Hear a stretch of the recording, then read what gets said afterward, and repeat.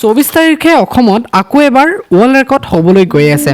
এবাৰ বিহু নৃত্যত নহয়, যিহেতু বিহু নৃত্যত হৈ গ'ল ৱৰ্ল্ড ৰেকৰ্ড, এইবাৰ ঝুমুৰ নৃত্য।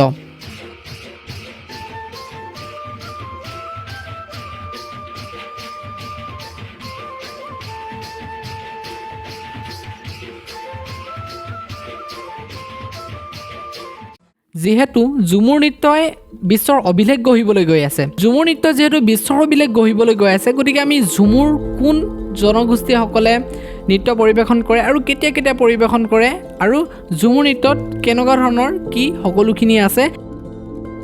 অসমৰ চাহ জনজাতিৰ জনগোষ্ঠীৰ পৰম্পৰাগত নৃত্য ঝুমুৰ।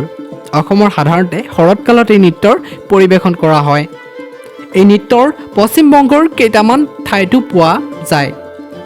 এই নৃত্য কণমানি ছোৱালীয়ে বেছিভাগেই পথাৰৰ দৰে মুকলি ঠাইত বা গছৰ তলত পৰিৱেশন কৰে।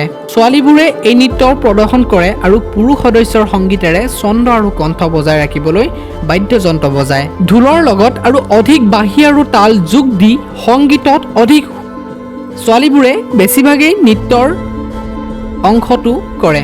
ইজনে সিজনৰ কঁকালত ধৰি হাত ভৰিৰ সমকালীনভাৱে আগলৈ পিছলৈ লৰচৰ কৰে। এই নৃত্যত গীত আৰু সংলাপ সন্নিৱিষ্ট কৰা হৈছে, য'ত সাধাৰণ মানুহৰ দৈনন্দিন জীৱন, দুখ, আশা আকাংক্ষাৰ চিত্ৰণ কৰা হৈছে।